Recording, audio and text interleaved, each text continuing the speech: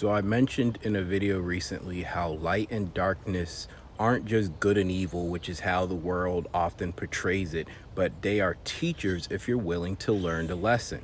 And this gets into what I also mentioned. In modern times, there's something that I like to call spiritual psychosis, which is where people believe we're supposed to be all peace, love, and light 24/7. Darkness has no purpose and no place, and anything of darkness is just evil and bad. So this couldn't be furthest from the truth. I'm going to get into the spirituality behind darkness and its purpose. I'm going to use the infamous story of Enzo Ferrari and Ferruccio Lamborghini. Ferruccio Lamborghini was a tractor maker. Enzo Ferrari was building the Ferrari supercars that we know today. They're so infamous.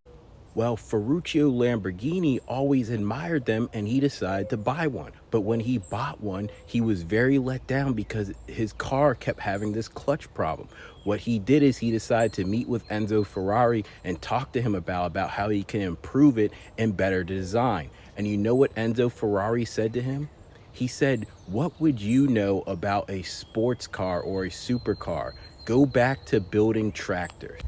Now, I might be a little bit off, but that's essentially how the story went. And instead of Ferruccio Lamborghini falling into sadness or despair or just getting angry and writing a bad review or whatever, instead, this lit a fire inside of him, which is what happens when we get angry or sad or something traumatic happens to us.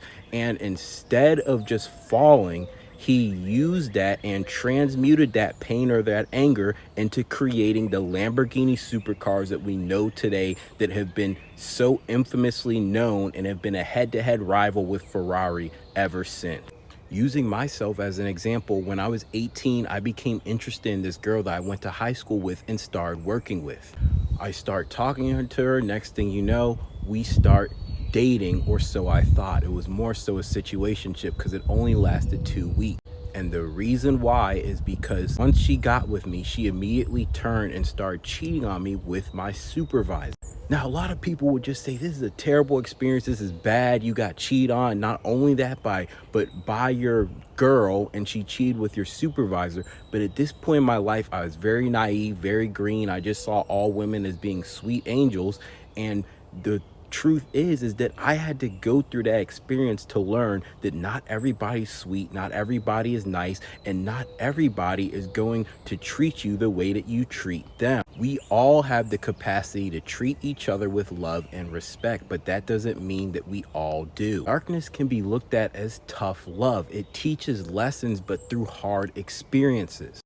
And I want to go ahead and put this out here. No, I'm not saying things like people being unalived or raped or assaulted are pleasant experiences and that they should just be overlooked and people just let off the hook for these things. All I'm saying is that in all situations, both light and darkness, there are lessons if you're willing to receive them on both sides. This is why we have something like the yin yang. There is light in the darkness and darkness in the light, and this all comes together to form the whole of what everything is, which is the yin yang.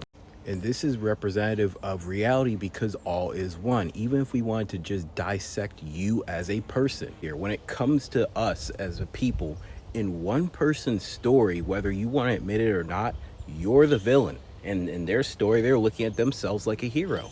But as far as your life goes, you're looking at someone else and you're saying they're the villain and you're the hero. But the higher perspective is there are no heroes, there are no villains, all is one, and we all have a role and a purpose to play in each other's life and in everything that is this existence. So all of us are simultaneously students while we are also teachers. We are all teaching lessons to each other and everything while also simultaneously learning. So in the end, everything honestly works out for the good, but it's about your perspective or your level of consciousness. Because someone who operates from a lower perspective, a lower frequency, or a lower level of consciousness, they just see these hardships in life as being bad and people being evil and torment or whatever. But the higher perspective is that what am I supposed to learn from this? What am I supposed to gain from this? Or what is this showing me about myself? Because I could tell you this, had I not been cheated on before and lied to and played and led on and whatever else in relationships, I would have still been that same foolish, naive, green little boy who was running around thinking everything is sweet out here and that, everyone's going to treat you with the same love and respect that you're giving out. And just like I said in that other video, pain, hurt, anger are the greatest catalyst for change. Diamonds are beautiful because they've endured a lot of pressure. Swords are really strong because they were hammered into place.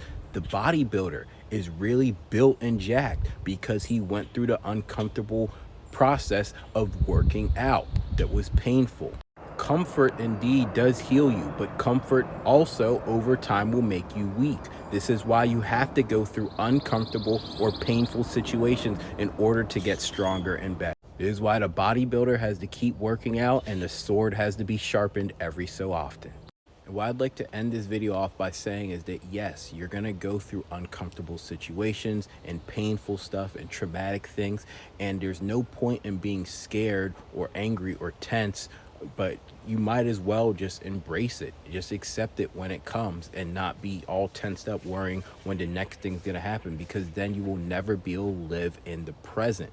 In order to be present in the moment where you're not dwelling on the past or anxious for the future, is that you have to be at peace. And to be at peace means that you are in a place of acceptance for what things are. And whenever the darkness comes back to arise, it arises. And when the time comes, you either transmute that pain or anger, you release it and reach enlightenment, or in the few times that you need to, you channel it. But you don't want to go around walking around jaded or angry and channeling it at everyone, everything, and just looking at life as being terrible and people and everything just being evil and bad whenever you're dealt uncomfortable situations.